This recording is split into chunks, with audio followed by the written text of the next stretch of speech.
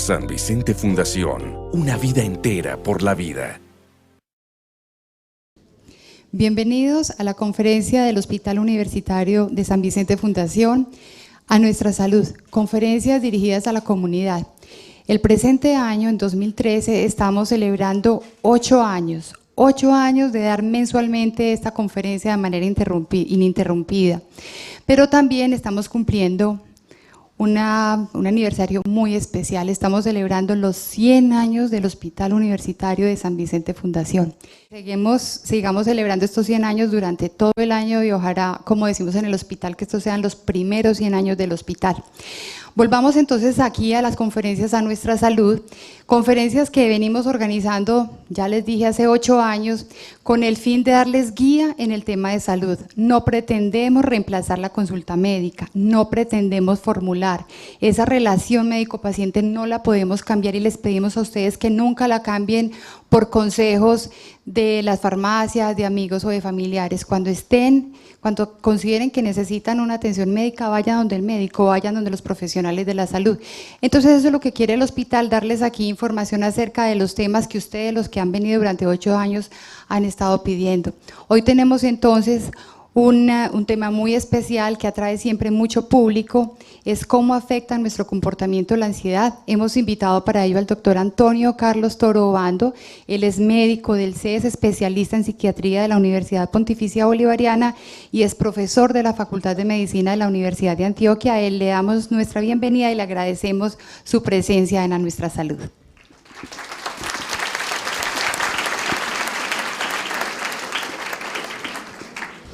Buenas tardes para todos, de verdad que me alegra mucho que los temas de salud mental tengan tanto público. La idea es aprovechar este espacio para que ustedes aprendan bastante y yo también aprender bastante de las preguntas que ustedes hacen y cuáles son las inquietudes que ustedes tienen sobre la salud mental. Todos estos temas los escogemos de acuerdo a las preguntas, de acuerdo a las consultas que hacen en el hospital, de acuerdo a los correos que nos mandan, entonces de verdad que agradecemos mucho esto. Este tema de la ansiedad me parece fundamental. Yo creo que uno de los principales motivos de consulta, no solo en psiquiatría, sino en medicina general, son los trastornos de ansiedad. El problema es que muy pocas veces los médicos detectamos esto, entonces nos enfrascamos o nos enfocamos sobre todo en el dolor físico, en la molestia física, pero se nos olvida ir más allá y pensar que de pronto es algún problema de ansiedad lo que esté ocasionando esto. Entonces, por eso nos parece tan importante hablar de este tema de la ansiedad. Entonces esto es un poco la agenda que traigo para hoy. Vamos a hablar un poco, entender qué es la ansiedad, luego ver un poco cuando la ansiedad se vuelve un problema. Aquí traje una lista de los principales trastornos de ansiedad. Quise hablar de los principales de ellos en forma de caso clínico, como algunas frases o algunos comentarios que he recopilado de la consulta de los pacientes para, con base en eso, exponer el tema. Luego hablar un poco del tratamiento en general y luego hablar un poco de las conclusiones.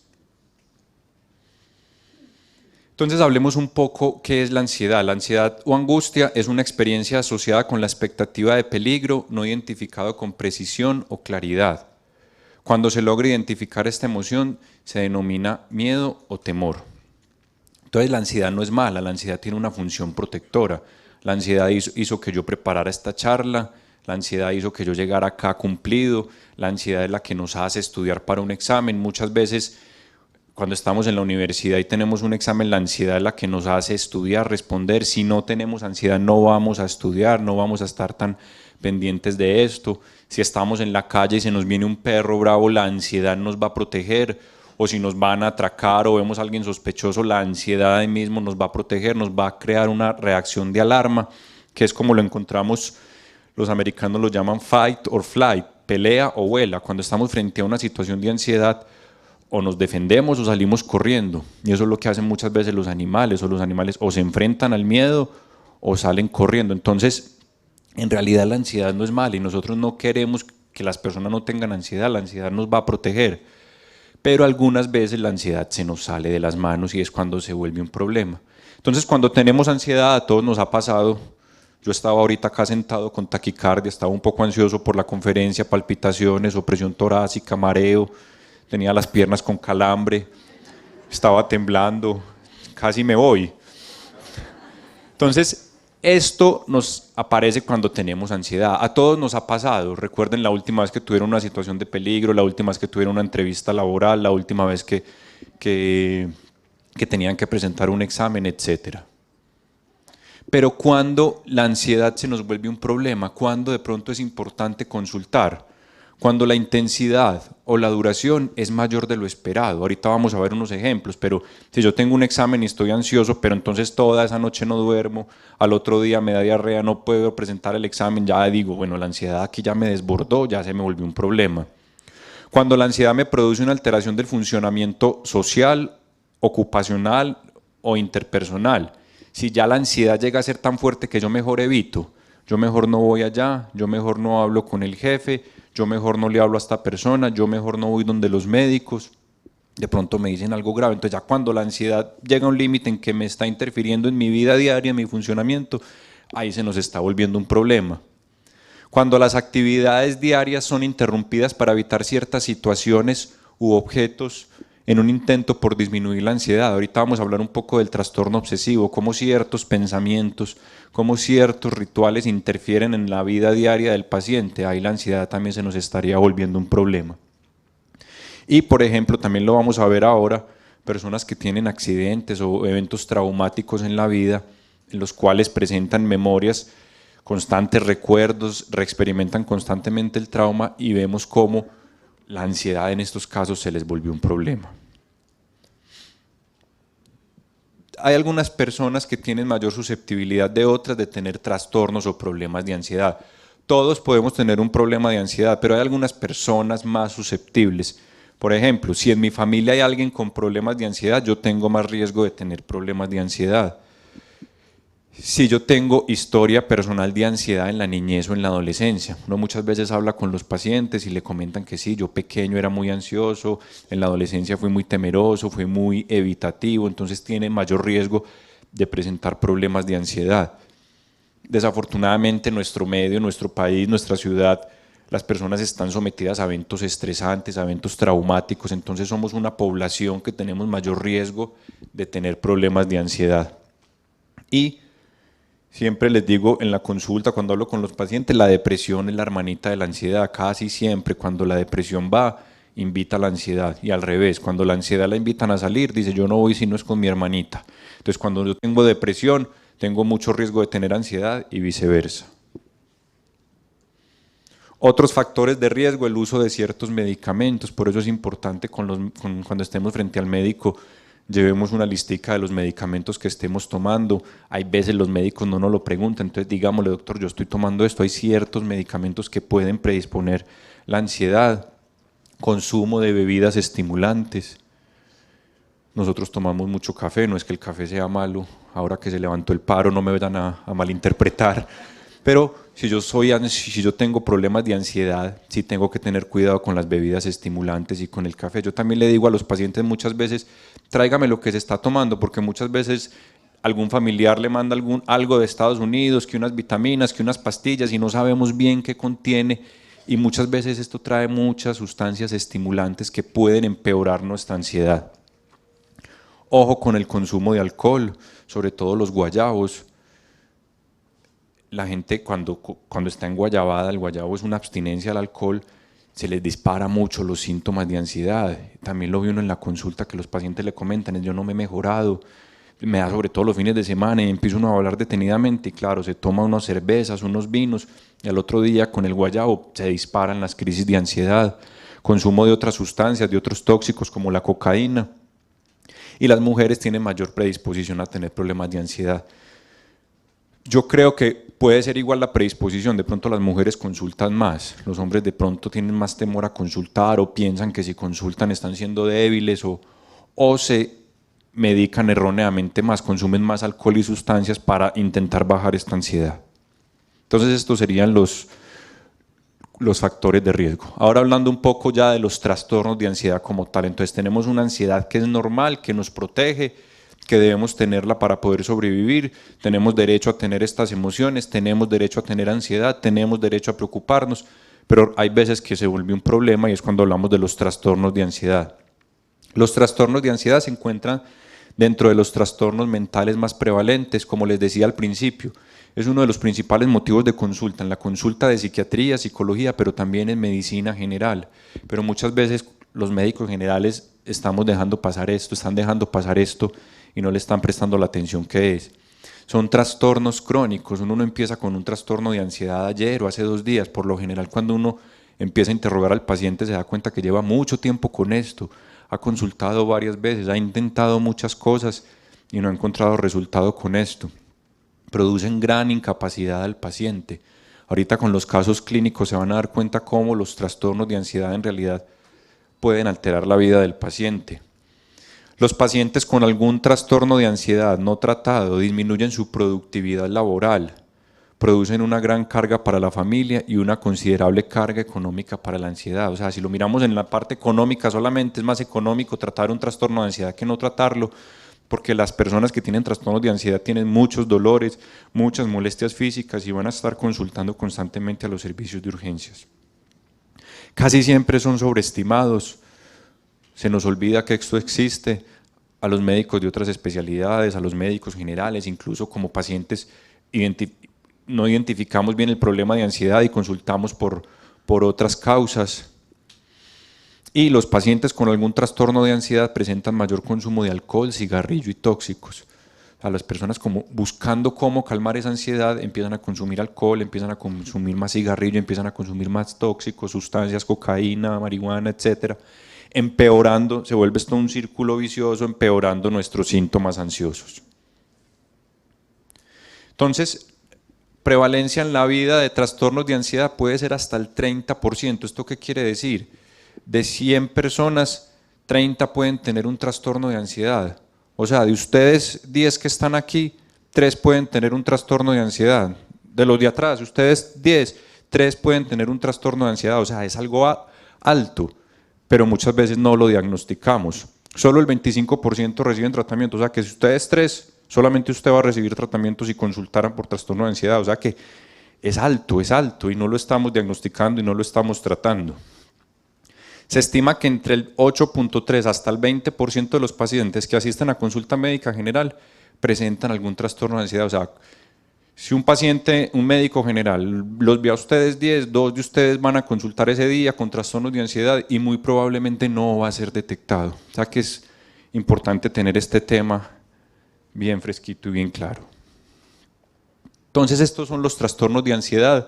Yo les voy a hablar de los más comunes, todos son muy importantes, pero de pronto los que uno más puede ver en consulta, los que me pareció que eran más importantes. Como les decía, les quise traer como unas frases que he recopilado, que he copiado de los pacientes, que me han dicho, cómo lo manifiestan, que uno muchas veces al leerlo en otra persona se puede identificar con esto. Entonces vamos a empezar a hablar del trastorno de pánico. El nombre viene por el dios griego Pan. El dios griego Pan, de ahí viene el nombre de pánico, le gustaba mucho hacer la siesta y vivía al lado del río. Cuando los campesinos pasaban y lo despertaban, él se levantaba con mucha rabia, con mucha furia y les gritaba tan fuerte que les helaba la sangre, los paniqueaba, como decimos nosotros.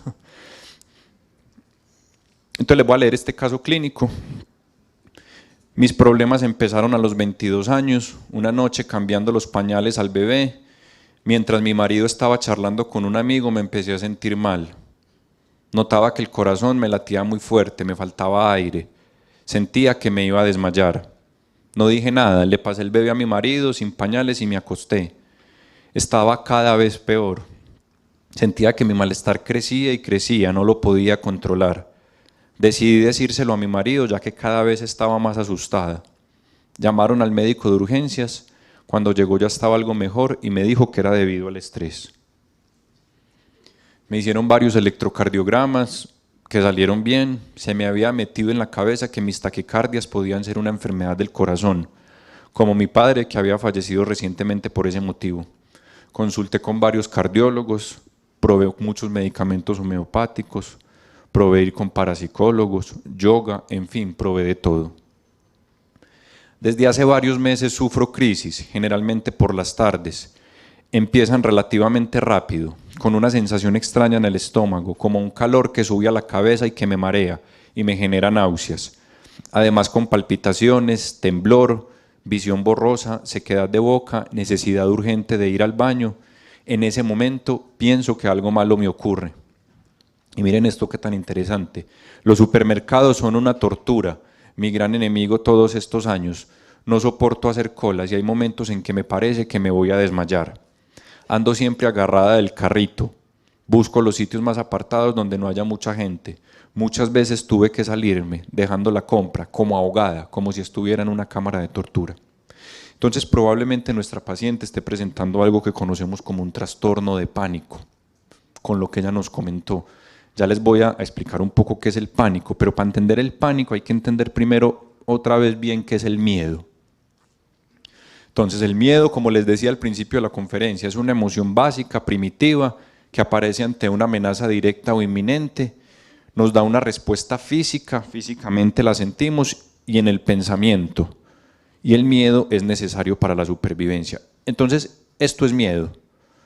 Lo que tiene este muchacho, el tigre lo está amenazando, tiene una respuesta física, probablemente se orinó, va a salir corriendo, está sudando, está temblando, y está pensando, tengo que salir corriendo, este león me acabó. Eso es miedo. Si a un paciente le pasa lo mismo frente a un gato o a cualquier objeto que no debería darle ansiedad, estamos frente a una fobia. Si yo siento los mismos síntomas frente a un objeto, un animal o una situación que no debería ocasionarme esos síntomas y me ocasiona los mismos síntomas, estamos frente a una fobia. Si, por ejemplo, yo hubiera sentido lo mismo que siento cuando estoy frente a un león antes de dar esta charla, la misma intensidad, la misma fuerza, la misma discapacidad, probablemente tenga una fobia social, una ansiedad social. Pero hay personas que sienten lo mismo, pero no hay tigre, no hay atracador, no hay carro, no hay gato, no hay público, no hay nada. Están en la casa y sienten ¡prum! El mismo pico de síntomas. Todos los síntomas que uno siente cuando tiene miedo. Probablemente estamos hablando de un trastorno de pánico. Los trastornos de pánico son crónicos y recurrentes, o sea, cuando no hay tratamiento adecuado, tienden a repetirse con el tiempo. Se caracterizan por los ataques de pánico y hay algo muy importante que le comentan a uno los pacientes, preocupación persistente sobre crisis futuras, constantemente tienen ese miedo a ese miedo, ¿será que me va a volver a dar? ¿Será que me va a dar otra vez esta crisis?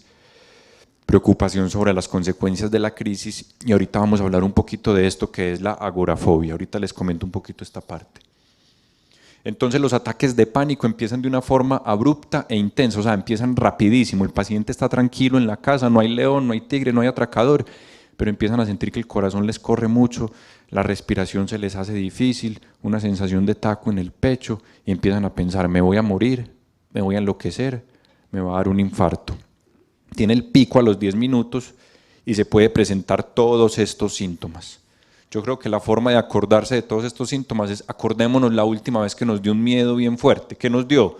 Palpitaciones, dolor aquí en el pecho, como una pinchazón, como opresión, como sofoco, como sensación de ahogo, como respiración entrecortada, sensación de nudo en la garganta, necesidad de aire como suspiradera, dificultad para hablar. Los pacientes piensan en ese momento, me lo dicen en la consulta, pensé que me iba a vomitar, pensé que me iba a desmayar en ese momento, ¿será que tengo un tumor cerebral? ¿Será que es que me está dando un infarto? Temor a hacer el ridículo, ¿será que voy a perder el control? ¿Me voy a morir? Etcétera, etcétera. Otros síntomas, adormecimiento en las extremidades, visión borrosa, dolor de cabeza, sienten que se están desmayando, etcétera. Todo lo que uno siente cuando la última vez que sintieron miedo lo siente el paciente súbitamente. Síntomas gastrointestinales, o sea, sequedad de boca, salivación excesiva, dificultad para tragar, puede haber diarrea. Algunos pacientes cuando les da la crisis de pánico lo primero que aparece es una crisis de diarrea, ganas de orinar o van mucho a orinar pero orinan en goteritas, se devuelven, etcétera.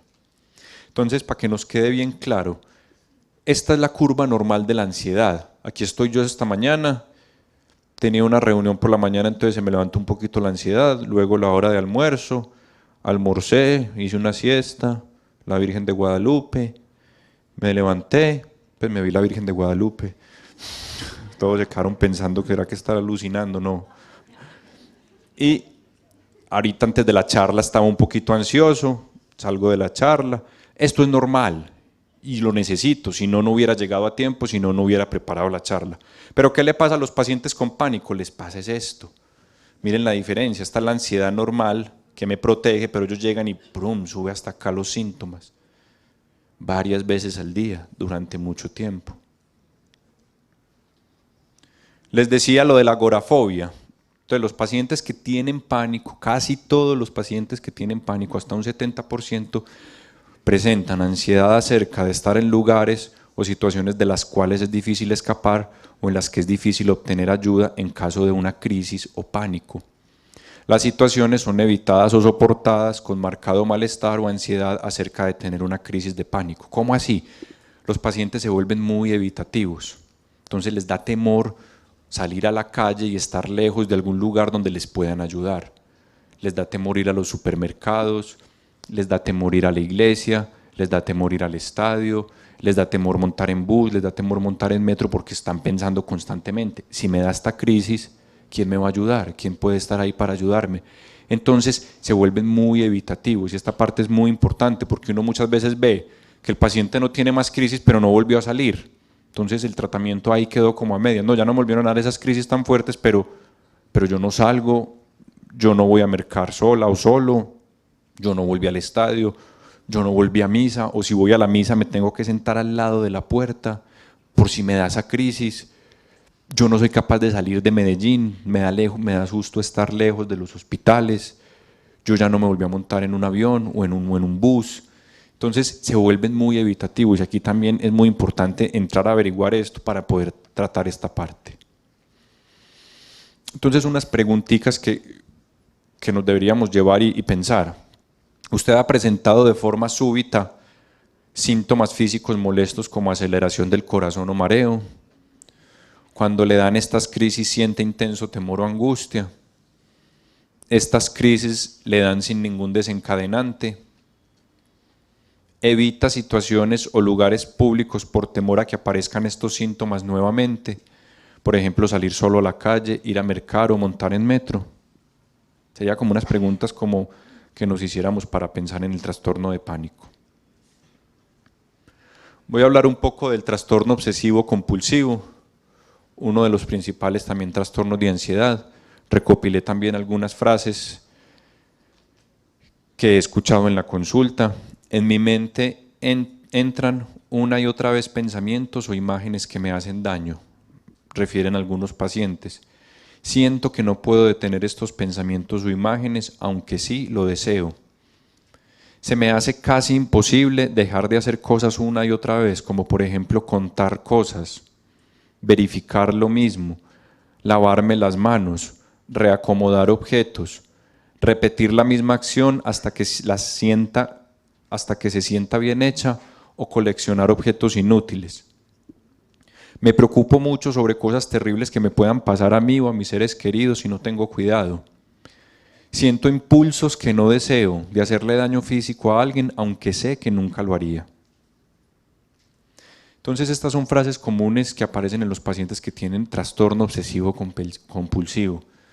El trastorno obsesivo compulsivo se caracteriza, como su nombre lo dice, por la presencia de obsesiones y compulsiones. En la siguiente diapositiva les voy a explicar qué es esto.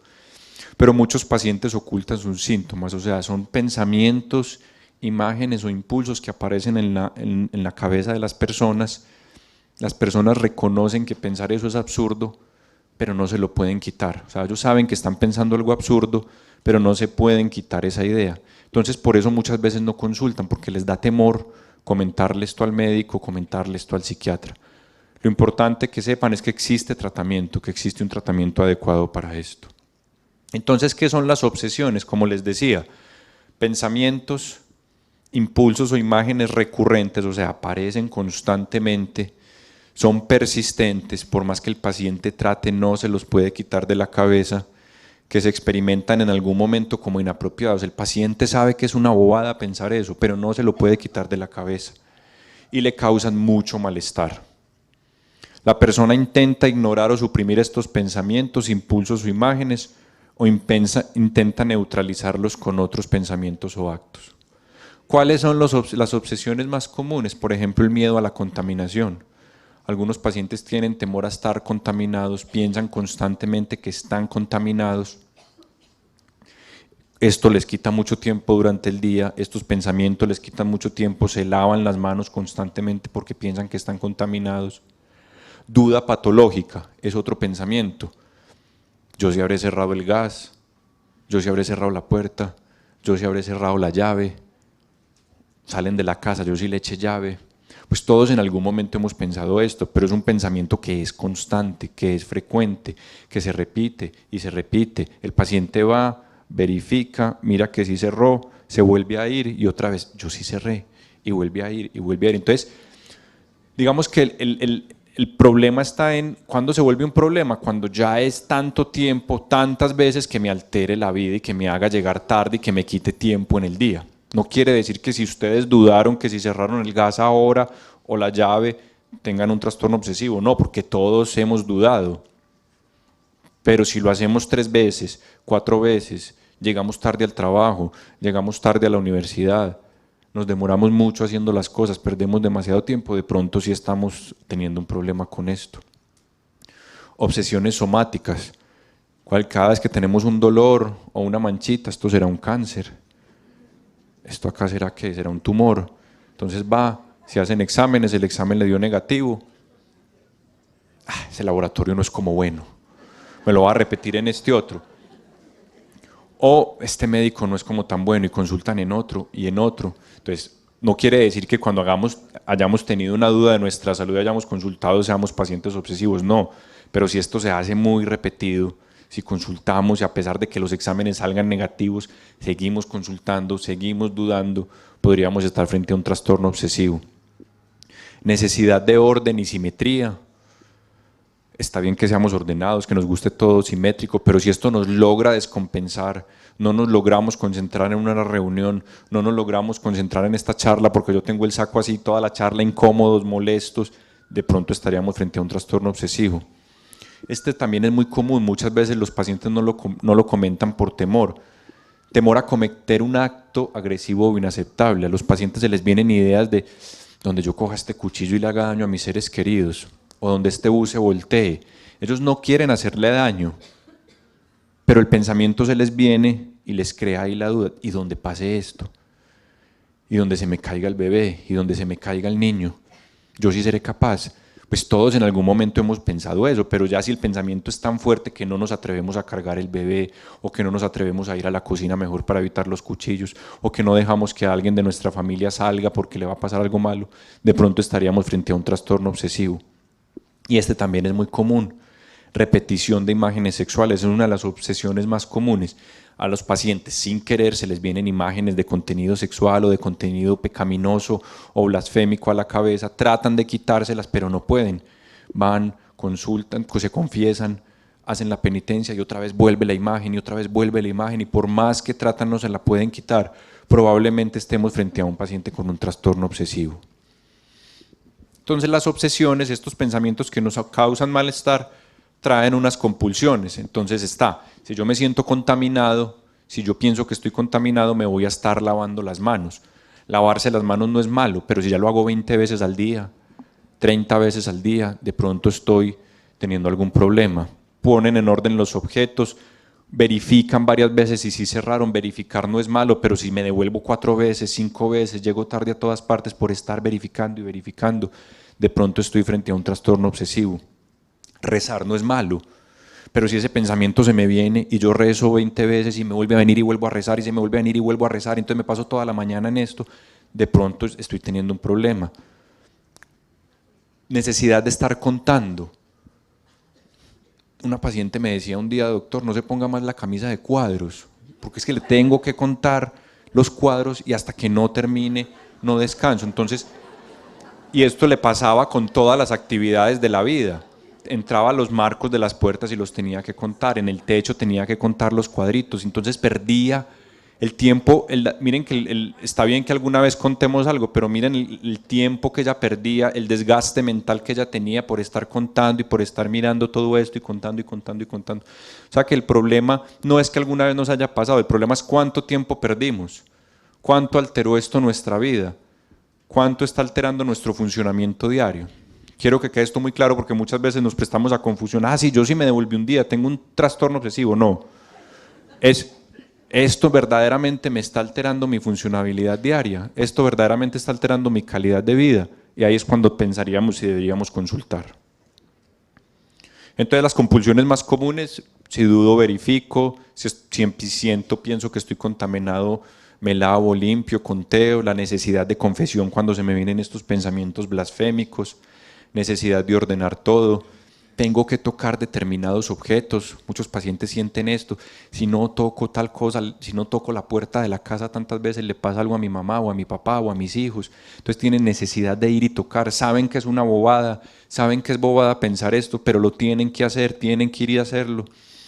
Y acaparamiento generalmente de cosas inútiles, ahora lo ve uno mucho en la televisión.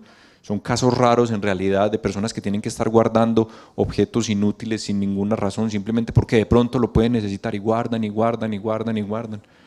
Últimamente como un programa de estos pacientes. Entonces algunas preguntas que les quería hacer como para que pensáramos y reflexionáramos. En algún momento, perdón, estas no son las preguntas, no.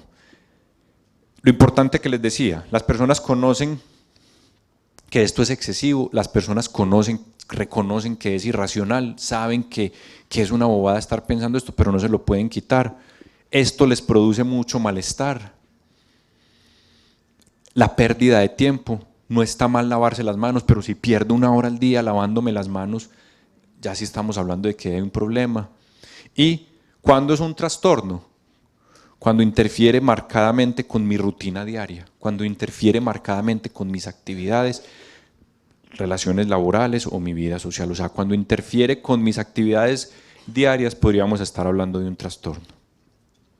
Ahora sí la pregunta, ¿hay algún tipo de idea, pensamiento, imagen o impulso desagradable que le incomode, que esté presente constantemente por irracional que pueda parecer y que usted no sea capaz de sacarlo de la cabeza? Por ejemplo, estar contaminado por algo, hacerle daño a alguien, etcétera.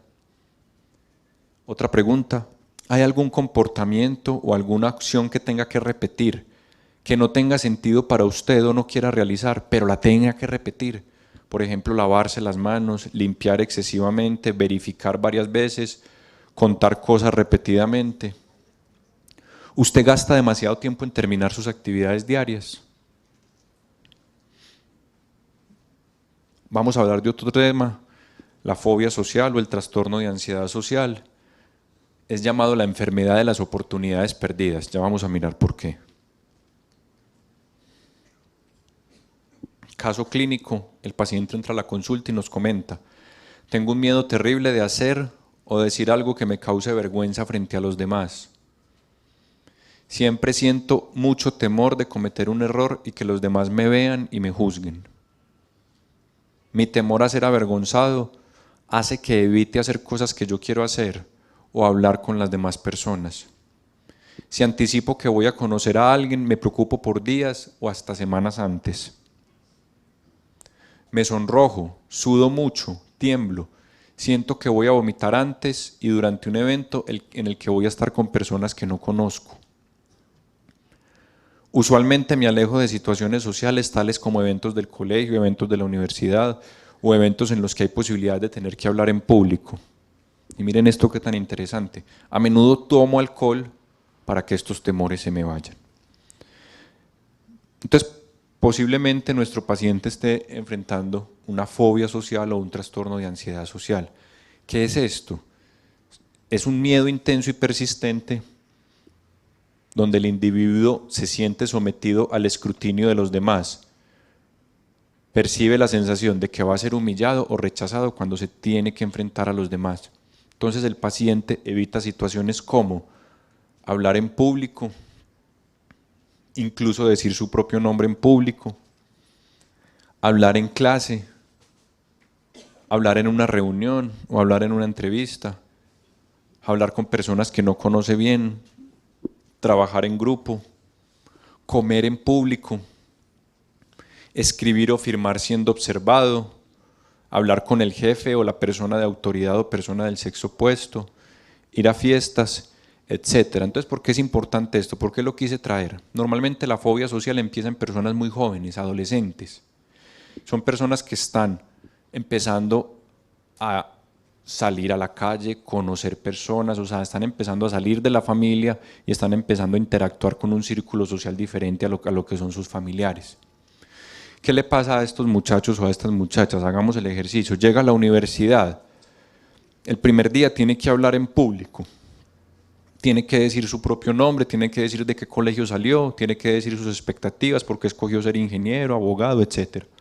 Esto para estas personas es un sufrimiento muy grande. Muchos prefieren no hablar y muchos incluso pacientes me han dicho, yo mejor me fui, cancelé el semestre, pero yo no quería hablar. Luego le tocó hacer un trabajo en grupo, para mañana se van a reunir en grupos de 5, van a hacer un trabajo, para ellos es un sufrimiento muy grande, tener que hablar en un público, tener que presentarse a los amigos, tener que dar su punto de vista. Luego no trajo el lapicero, el del lado tiene 2 lapiceros, tiene que hablarle, le tiene que pedir un lapicero. Va a ser un sufrimiento muy grande, prefiere no hacerlo, prefiere no escribir. Luego a la hora de almuerzo tiene que ir a la cafetería a comer. Los pacientes con fobia social, cuando sienten que los están viendo, sienten que los están viendo morder, sienten que los están viendo comer, les produce marcada angustia. Prefieren no hacerlo, mejor yo no como en la universidad, me tomo un juguito y ya. Luego tienen que ir a escribir, tienen que ir a firmar matrícula, todo el mundo los está viendo, va a ser un sufrimiento muy grande. Tienen que hablar con el profesor porque la nota del examen no era la que creían, o les pusieron una nota que no era, va a ser un sufrimiento muy grande. Lo invitan a la primera integración de la universidad, va empujado. ¿Y qué pasa con estos muchachos? O no van o sufren mucho, o van y se toman un aguardiente y se dan cuenta que pueden bailar, pueden hablar con la niña que les gusta, pueden hablar con los compañeros, pueden hacer chistes y entonces error. Descubrieron que el licor les bajó la angustia y pudieron hacer todo esto, entonces ya empieza el cerebro a decir, listo, con licor es fácil o con drogas es fácil. Entonces mire que es muy importante detectar a tiempo estos muchachos o estas muchachas que presentan estos problemas de fobia social. La persona con fobia social es consciente de padecer un miedo excesivo o irracional, pero como llevan tanto tiempo con esto, como los trastornos de ansiedad son tan crónicos, los pacientes creen que son así.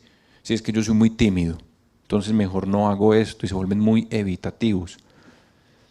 La exposición a las situaciones sociales temidas provoca respuesta inmediata de ansiedad intensa. ¿Se acuerdan del tigre? Les da lo mismo que el tigre, pero al decirles tiene que exponer frente a sus compañeros, tiene que exponer en clase, tiene que hablar con el rector, tiene que hablar con el profesor, entonces para ellos les da la misma ansiedad que el tigre, pero frente a estas noticias, ¿qué hacen? Mejor no lo hacen, mejor evito. Las situaciones sociales o actuaciones en público se evitan o las hacen pero sufren mucho o consumen alguna sustancia, licor o alguna sustancia para poderlas hacer. ¿Qué pasa? Los pacientes no consultan porque el médico también es una persona que genera autoridad, que piensan que es una persona de autoridad, entonces piensan, no, yo no voy a consultar, además yo siempre he sido así. O consultan con otros especialistas. No es que yo me pongo rojo muy frecuentemente, me tiemblan mucho las manos, me dan muchas náuseas, me da ganas de vomitar constantemente, orino mucho, voy, orino un poquito, después voy, orino otro poquito. No consultan por el síntoma nuclear que es la ansiedad, sino que empiezan a consultar por un montón de síntomas que esto presenta. Entonces, ¿por qué dije la enfermedad de las oportunidades perdidas? Cuando cogen una promoción de estudiantes, colegio Alcázares, por poner un ejemplo, cogen los estudiantes graduados en el 97 y los siguen a 10 años. Vamos a ver qué pasó con estos estudiantes dentro de los próximos 10 años.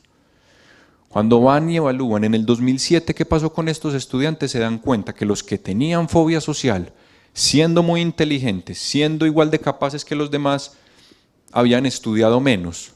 ¿Por qué? Porque es que la universidad fue un martirio para ellos, por todo el ejemplo que hicimos con el muchacho en la universidad. Tenían menor nivel socioeconómico. ¿Por qué? Porque habían estudiado menos y habían preparado menos. Por lo general eran más solteros, son más solteros. ¿Por qué? porque hablar con otras personas del sexo opuesto me puede ocasionar mucha ansiedad, entonces yo mejor lo evito. Presentan mayores alteraciones a nivel funcional, físico y de salud, se enferman más. Presentan mayor consumo de alcohol, presentan mayor consumo de sustancias, presentan mayores tasas de suicidio. ¿Por qué? Porque toda la vida pensaron, yo soy muy tímido, yo mejor evito para evitar todas estas situaciones, y dejaron pasar un montón de oportunidades en su vida. Por eso yo la llamo en los libros donde los estaba leyendo, la enfermedad de las oportunidades perdidas, y por eso me llamó tanto la atención este nombre. Por lo general los pacientes no consultan por esto y dejaron pasar un montón de oportunidades en su vida. Entonces, unas preguntas para que nos llevemos para la casa. En general, ¿usted es demasiado ansioso o preocupado cuando tiene que hablar en público, dirigirse a personas de autoridad o hablar con extraños por temor a ser criticado, avergonzado u humillado? ¿Usted se siente incómodo cuando es el centro de atención? ¿Para usted es difícil interactuar con otras personas? ¿Usted se ruboriza o tiembla cuando tiene que hacer algo en público, como hablar, comer o firmar un cheque? Vamos a hablar de otro tema, otro trastorno de ansiedad generalizada. Los pacientes nos comentan en la consulta: nunca dejo de preocuparme por las cosas, ya sean grandes o pequeñas. Me da dolor de cabeza y otros dolores y malestares sin alguna razón. A menudo siento tensión y es difícil relajarme. Me cuesta mantener mi mente enfocada en una sola cosa a la vez. Me pongo de mal humor, me pongo mal genio. Me cuesta dormirme o mantenerme dormido. Transpiro mucho y siento sofocos. A veces siento un nudo en mi garganta o siento deseos de vomitar cuando me preocupo. Probablemente estemos frente a un paciente que tenga algo que conocemos como el trastorno de ansiedad generalizada. ¿Qué es el trastorno de ansiedad generalizada? Son pacientes que se preocupan todo el tiempo por su familia, su salud, su trabajo, aun cuando no hay motivo. Es diferente a las preocupaciones reales grandes de la vida. No es que si tenemos una preocupación real, entonces seamos ansiosos generalizados. No, son las preocupaciones cotidianas, las preocupaciones normales de la vida. Las personas que tienen este trastorno se preocupan demasiado. Como me dicen muchas veces los hijos del paciente, es que a mi mamá todo se le vuelve un mundo, todo es un problema. A veces la preocupación no es causada por nada específico, pero aún así se sienten tensos y preocupados todo el día. Entonces, claro, todo el día son tensionados, todo el día son con tensión en todos los músculos, no se dan cuenta de esto, entonces les empieza a doler el cuello, les empieza a doler la cabeza, empiezan a tener un montón de molestias en el estómago, en el colon. Y esto es muy importante, todas las personas se preocupan de vez en cuando, todos en nuestro corre-corre tenemos preocupaciones, pero las personas con trastorno de ansiedad generalizada se mantienen preocupadas constantemente. Ahí está la diferencia, no es que preocuparse sea malo, es una preocupación constante por situaciones cotidianas del día a día. Entonces, como yo estoy todo el día con mi mente preocupada, con mi mente pensando en un montón de cosas que puedan pasar, los pacientes presentan inquietud, como un desasosiego, como un no me hallo, impaciencia, se sienten fatigados porque todo el día están tensionados, por la noche están tensionados, entonces se cansan, se sienten fatigados, no son capaces de no pensar en nada, de relajarse, ponerse a pensar en otra cosa, leer, poner la mente en blanco. No, su mente siempre está pensando y pensando y pensando en problemas y pensando en qué pasaría si. Entonces se ofuscan por esto mismo, se sienten tensionados, los dolores en el cuello. Muchas veces, ¿cuántos diagnósticos de fibromialgia no habrá acá? Muchas veces nos diagnostican, ¿será que es una fibromialgia? Y en realidad es que es todo el día preocupados y preocupados y preocupados y la espalda se nos va llenando de nudos. Dormimos mal, nos demoramos para dormir o nos despertamos toda la noche, o dormimos pero decimos, doctor, yo sí duermo, pero yo no descanso, yo me levanto como si no hubiera dormido nada. ¿Qué pasa con los pacientes? Como tienen tantos dolores en el cuello, dolores de cabeza, duermen mal, consultan mucho a medicina general, consultan mucho con los otros especialistas y no tratamos el problema de base, que de pronto es un problema ansioso, y se nos olvida mirar esta parte, entonces nos llenamos de pronto de un montón de medicamentos que no sean los más indicados. Entonces, unas preguntas para que nos hagamos. ¿Qué clase de asuntos lo tienen preocupado? No es un problema real, son problemas de la vida cotidiana. El hijo lleva 22, 25 años saliendo a la calle y la mamá todos los días está esperando al niño, ya en medicina legal la conocen, no señora, no ha llegado. Al otro viernes, no señora, no ha llegado. Al otro viernes, no señora, no. Ya la conocen, ya saben cómo es. No son las preocupaciones grandes, reales, sino son las preocupaciones cotidianas del día a día. Muchas veces me dicen, doctor, yo a mi mamá no la dejo ya ver el noticiero porque me llama toda la tarde. ¿Viste lo que pasó en Bogotá? ¿Viste el patrullero de la noche lo que encontró? ¿Viste lo que tal? ¿Viste que ya escogieron el nuevo papa? Y todo el día son preocupaciones y preocupaciones y preocupaciones. Sus amigos o su pareja le dicen que usted se preocupa demasiado. Uno siempre le pregunta a los familiares, ¿usted considera que su papá o su mamá o su hermano se preocupa demasiado? Y los familiares coinciden, sí, se preocupa más de la cuenta. Y uno le pregunta a los pacientes, compárese con sus compañeros de trabajo, compárese con sus amigos. ¿Usted piensa que las preocupaciones lo agobian más a usted que a los demás? Y muchas veces el paciente identifica, sí, a mí me agobian más que a los demás. ¿Usted tiene dificultad para controlar sus preocupaciones? Sí. Yo los fines de semana no me logro desconectar, todo el rato estoy pensando y pensando y pensando y pensando y catastrofizando, y si pasa esto, y siempre pienso que va a pasar lo peor, nunca pienso, sí, que bueno, y me va a ir súper bien, no, me va a ir súper mal, me van a decir esto, no les va a gustar, etc. Una pregunta también muy importante para que nos llevemos, ¿estas preocupaciones le dificultan conciliar el sueño?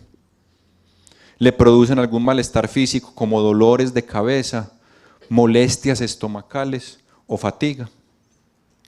Sería pues esto importante para terminar la ansiedad generalizada. Entonces volvamos a la gráfica. Recuerden que el verde soy yo. Por la mañana tuve una reunión, después hice una siesta viéndome la Virgen de Guadalupe, después me estresé un poquito porque tenía esta charla y espero que ahorita en la noche no vaya a dormir. Recuerden que el rojo es el del pánico, se vino hasta acá. Y el de ansiedad generalizada es acá. O sea, constantemente su nivel de ansiedad está por encima, constantemente. No tan fuerte como el pánico es muy fuerte pero dura poquito. Este es constantemente, durante años. Entonces son estos dolores, son estas molestias, consultan mucho con los médicos, no encuentran qué les pueda servir y en realidad es que no hemos tratado el problema nuclear que es la ansiedad. Y quiero hablar un poco de esta parte, el estrés postraumático. Todos en algún momento hemos sufrido o vamos a sufrir algún evento traumático en nuestra vida, vamos a sufrir algún evento en el cual nuestra integridad o nuestra vida se ponga en riesgo, vamos a tener algún evento en el cual algún familiar esté en algún riesgo muy grande, como muerte de un ser querido, accidentes de tránsito, asesinatos, homicidios, el terrorismo, violación, ataques por grupos armados. Entonces un paciente me decía alguna vez en la consulta, a veces de repente, un paciente que había sufrido un evento traumático como estos que les mostré, a veces de repente siento que el acontecimiento está sucediendo otra vez, que el acontecimiento traumático estaba sucediendo, sentía que se le estaba repitiendo. Esta sensación me viene a menudo, sin que me dé cuenta. Tengo pesadillas con el evento que tuve y malos recuerdos de lo que sucedió. Me mantengo lejos de los lugares que me recuerdan lo que pasó. Me sobresalto y me siento muy mal cuando algo me sucede sin previo aviso. Me cuesta mucho trabajo confiar en o acercarme a otras personas. Me enojo o me irrito con facilidad. La persona en el evento habían fallecido algunos familiares y me decía, me siento culpable porque otras murieron y yo sobreviví. Me cuesta trabajo dormir y mis músculos se sienten tensos. Probablemente este paciente esté frente a un trastorno de estrés postraumático. Entonces, ¿qué es lo primero? El paciente, luego de sufrir un evento traumático en el cual su integridad se haya visto comprometida, presentan 3 características que les voy a explicar: reexperimentación, evitación e hipervigilancia. El paciente sufre el evento traumático y nos dice en la consulta, se me vienen pensamientos del evento, se me vienen pensamientos del accidente, se me vienen pensamientos del ataque, tengo sueños, tengo pesadillas con el evento, tengo sensación de que esto va a volver a ocurrir, ilusiones, el flashback, se me viene como todo el evento, toda la película me vuelve a ocurrir.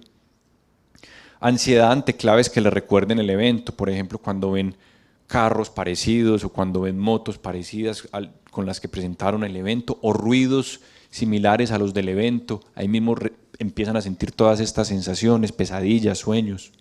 Entonces pueden reexperimentar el evento, se vuelven muy evitativos. Los pacientes que sufren un evento traumático y que presentan un trastorno de estrés postraumático evitan personas que les recuerden el evento, evitan lugares, evitan conversaciones, se aíslan. La familia le dice a uno que lo ve muy aislado, muy callado.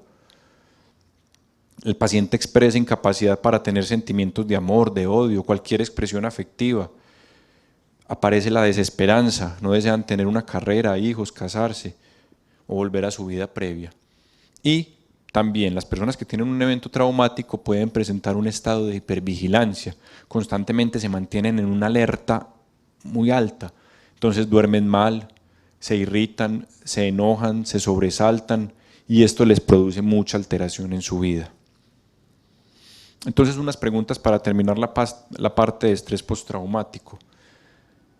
¿Le causan molestias o le preocupan imágenes, pensamientos o recuerdos de algún evento desagradable que le haya pasado a usted o a algún ser cercano en el pasado? Por ejemplo, haber estado en un incendio o un accidente aéreo, haber sido atracado, asaltado o abusado. ¿Presenció usted algún asesinato o un atraco? Si usted tuvo un evento traumático, ¿es incapaz de relajarse debido a preocupación constante sobre potenciales peligros? Si usted tuvo un evento traumático, tiene pesadillas acerca del evento, evita lugares que le recuerden este evento traumático, se siente emocionalmente distante de las actividades o de las personas cercanas a usted. Sería como unas preguntas para llevarnos para la casa. Esta es una foto del hospital hace muchos años. Esto es un Ford ¿de qué año? Una foto del hospital 54. Entonces, en general, el tratamiento de los trastornos de ansiedad, los médicos tenemos que explicarle al paciente y a los familiares qué es lo que está pasando. Nosotros como médicos y también como familiares evitemos esto. Por favor, usted no tiene nada, ponga de su parte. A la gente le hace mucho daño esto, que le estén diciendo a uno bien angustiado, uno bien ansioso, y que le digan, ponga de su parte. Entonces, otra angustia más, ¿será que es que yo no estoy poniendo de mi parte? ¿Será que es que me falta berraquera? No, esto no tiene nada que ver. Los trastornos de ansiedad son enfermedades. Hay gente que sufre de hipertensión, hay gente que sufre de diabetes, hay gente que sufre de cáncer y hay gente que le dan trastornos de ansiedad. Cuando tenemos un familiar con hipertensión no le decimos ponga de su parte, le decimos vea, tómese el captopril, haga ejercicio y le quitamos el salero. Pero tenemos un familiar con trastornos de ansiedad y ánimo, upa pues, ponga de su parte. No, vamos a consultar, vamos a hacer lo que nos diga el médico, vamos a averiguar qué es lo que hay que hacer. Los médicos tenemos que explicarle, sencillo, que hay unos mecanismos biológicos, que no hay un control voluntario, tampoco los médicos nos tenemos que poner a hacer un dibujo pues, del cerebro, no, pero de una forma sencilla, que el paciente entienda que es que esto no lo controla él y explicárselo a los familiares, es que esta ansiedad no la controla el paciente. Evitemos en el momento de las crisis agudas de ansiedad, evitemos el ejercicio intenso, podemos hacer ejercicio, pero el ejercicio intenso nos puede ocasionar más crisis de ansiedad. Entonces, en el momento agudo, en el momento en que estemos con muchos síntomas, evitemos el ejercicio intenso, evitemos el café en exceso y ojo con el alcohol. El alcohol es un disparador muy fuerte de los trastornos de ansiedad, sobre todo la parte de los guayabos. Es muy importante que entendamos que para los trastornos de ansiedad hay tratamiento farmacológico y psicoterapéutico, parecido a la depresión, a la hipertensión. Yo tengo hipertensión y me mandan mi captopril, pero tengo que hacer ejercicio, tengo que quitar la sal, tengo que bajar de peso. Similar con la ansiedad. El médico mirará si necesito fármacos o no, pero también tengo que hacer un tratamiento psicoterapéutico. Ya el médico me debe explicar bien esto. Una parte importante, los medicamentos que utilizamos para los trastornos de ansiedad, la gran mayoría de medicamentos que utilizamos no producen sedación, no emboban a la gente, no crean adicción, que muchas veces tenemos ese tabú con la psiquiatría, pensamos que nos van a embobar, que nos van a volver adictos. En general son medicamentos muy seguros que nos dejan trabajar, nos dejan tener una funcionalidad normal y nos pueden ayudar bastante. Esta diapositiva no es para ustedes, es para los médicos. El paciente va al médico general con trastornos de ansiedad. El médico general lo remite al internista, el internista lo remite al cardiólogo, el cardiólogo al neurólogo, el neurólogo al otorrino, el otorrino al gastroenterólogo. El paciente ya está desesperado y un familiar le dice, tengo un homeópata muy bueno, y se queda el homeópata. Y para que el paciente llegue al psiquiatra se demora, se vuelve un laberinto. Por favor, los médicos tenemos que aprender a detectar los trastornos de ansiedad, los trastornos depresivos. Muchas veces nos da temor, nos sentimos inseguros al preguntar. Y estamos poniendo al paciente aquí a voltear de aquí para acá, de aquí para acá, de aquí para acá. Y no pensamos en esta parte, la dejamos pues tan alejada, pudiendo ayudarle al paciente antes. Entonces, para terminar, lo que les decía, la ansiedad cumple un papel protector. No se trata de quitar la ansiedad. Tenemos derecho a tener ansiedad, debemos tener ansiedad, la ansiedad nos protege, pero la ansiedad en un nivel puede llegar a alterar nuestro funcionamiento social, ocupacional o interpersonal. Consulten a su médico. Para los trastornos de ansiedad hay tratamientos seguros. Por favor, no se automedique, ni automedique. Repito, ni automedique. Automedicamos mucho. Yo estoy tomando esto porque es que mi vecina me lo mandó, porque le sirvió al hijo de ella, le sirvió a la vecina de la vecina, y empezamos a formular y a formular. El medicamento que me sirvió a mí no quiere decir que le sirva a todo mi barrio. Entonces no nos automediquemos ni automediquemos. Informémonos bien. ¿Dónde nos podemos informar? Este es el blog del hospital, www.elhospitalblog.com. Acá le dan clic en Vida Sana y hay un montón de información sobre diferentes enfermedades. Hay una parte de salud mental muy buena, muy interesante, podría ser un sitio. Este es un blog personal que hice, blog psiquiatriaconp.blogspot.com. Acá pongo estos casitos clínicos que les comenté y explico un poquito sobre cada trastorno. Son sitios en internet donde uno se podría informar. Y ahí recomiendo también otros blogs y otras páginas. En el Hospital San Vicente hay consulta de psiquiatría, ahí están los teléfonos 514-6600, opción 5. Hay psiquiatría general, hay psiquiatría de adicciones, atención de trastornos bipolares, trastornos psicóticos, medicina sexual. Hay varias opciones de psiquiatría en el Hospital San Vicente.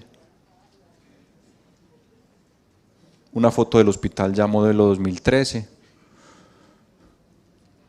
Y muchas gracias.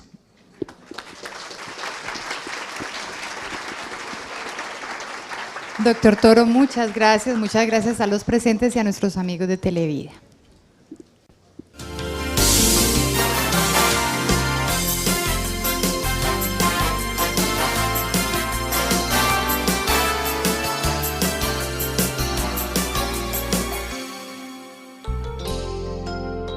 San Vicente Fundación, una vida entera por la vida.